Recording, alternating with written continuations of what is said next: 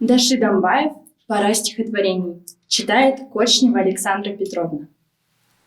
Те года ты зови, не зови, без стихов мы и часа не жили. Что любовь? Хоть и крепко любили, но стихи были выше любви. Это были такие года.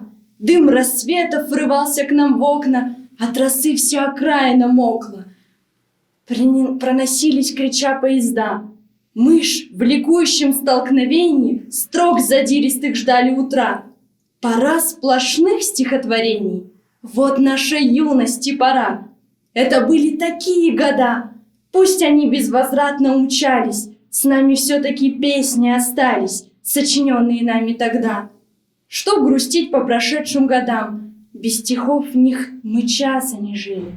Да, конечно, мы крепко любили, только помнится главное нам, как в ликующем столкновении строк задиристых ждали утра.